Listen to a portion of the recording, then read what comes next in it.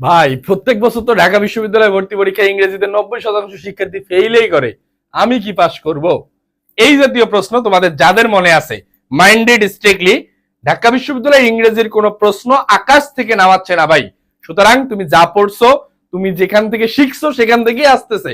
But the fact is that তোমার এডমিশনের প্রস্তুতি নেয়ার কি মানে যেটা আসলে স্ট্র্যাটেজি ছিল, এই মানে স্ট্র্যাটেজিটা তুমি আসলেই মেনটেন করতে পারো নাই, জাস্ট এতটুকুই। সুতরাং আমরা এই প্রশ্নটা নিয়ে একটু দেখার চেষ্টা করবো। দেখো, এই ফর এবং সিন্সের ব্যবহার বাবা তুমি সারা জীবন শিখছো, but the fact is that মাথায় রাখবা, বিশ্ববিদ্যালয় ভর্তি পরীক্ষা, বিশেষ করে ঢাবি ভর্তি পরীক্ষা, তোমার টাইম লিমিটেড, এবং এই টাইম লিমিটেডের মধ্যে খুব দ্রুত উত্তর করার ক্যাপাবিলিটি যার আছে সেই টিকে যাবে, আর কিছু না। ফর এবং সিন্সের ব্যবহারের ক্ষেত্রে একদম একটা ছোট্ট একটা শর্টকাট দেখে নাও। ফরের পরে তোমার নাম্বার প্লাস টাইম থাকবে। ভাই আমি যেটা বলে দিচ্ছি এটা 99% সময় কাজ করবে। ফরের পরে নাম্বার প্লাস টাইম থাকবে, সিন্সের পরে কোনো প্রকার নাম্বার থাকবে না, ডিরেক্ট টাইম বা সময়গত শব্দটা থাকবে। তাহলে কি বলছি, ফরের পরে নাম্বার প্লাস টাইম, সিন্সের পরে ডিরেক্ট টাইম, মাইন্ডেড। তাহলে আমি যদি একটু একটা এক্সাম্পল দেখার চেষ্টা করি, she has been studying, she has been studying since morning. কি হতে পারে, she has been studying since morning. আরেকটা যদি আমরা দেখার চেষ্টা করি, she has been studying,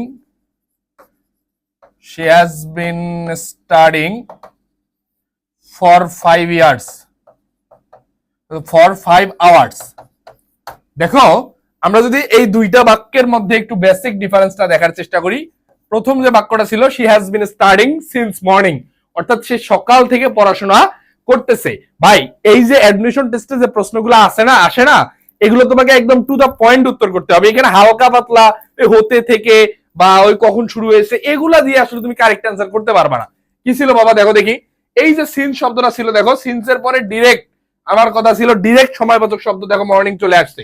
আর পরেরটা দেখো, she has been studying for 5 hours. এখানে 5 যে শব্দটা ছিল, কি ছিল, 5 যে শব্দটা ছিল এটা হচ্ছে নাম্বার, এটা কি নাম্বার, এরপরে আওয়ার শব্দটা হচ্ছে এখানকার টাইম। সুতরাং মাইন্ডেড এই দুটা example, she has been studying since morning, morning থাকলে সিন্স, আর 5 আওয়ার্স 5 ঘন্টা ধরে পড়াশোনা করতেছে ফর 5 আওয়ার্স। ক্লিয়ার? তাহলে আমাদের এখানে যে প্রশ্নটা ছিল, দেখো she has been the principal of the school dash the last 5 years. ও ভাই একদম আমাদের কথা কি মিলে গেছে। এই যে 5, এই 5 মানে হচ্ছে নাম্বার, এই 5 মানে কি নাম্বার, ইয়ার্স হচ্ছে টাইম, তাহলে নাম্বার প্লাস টাইম। তাহলে কারেক্ট অ্যান্সার কোনটা, নাম্বার প্লাস টাইমে কারেক্ট অ্যান্সার হচ্ছে ফর। আমাদের কনফার্ম ঢাবি বেসে এভাবে আমরা প্রত্যেকটা জিনিস ধরে ধরে ইনশাআল্লাহ শেষ করাবো। যারা ঢাকা বিশ্ববিদ্যালয় ভর্তি পরীক্ষার প্রস্তুতি নিবা, মাথায় রাখো ইংরেজিতে পাস মানে ঢাকা বিশ্ববিদ্যালয় তোমার 70% কাজ ক্লিয়ার। বাংলা জিকেতে ফেল করে মানে এই রেকর্ডটা তুলনামূলক কম ভাই। সুতরাং কনফার্ম ঢাবি বেসে আমাদের ভর্তি চলছে ডিসকাউন্টে, মাত্র 1750 টাকায় তোমরা এখন ভর্তি হতে পারবা। আমাদের কিন্তু অরিজিনাল কোর্স ফি 2550। ওকে, এই 1750 টাকা ভর্তি হতে পারবা। ভর্তির জন্য যোগাযোগ করতে পারো 0193407965 এই হোয়াটসঅ্যাপ নাম্বারে, অথবা সাইদ সজীব স্যার ফেসবুক পেজে, তোমরা পেজটা ফলো দিয়ে রাখো।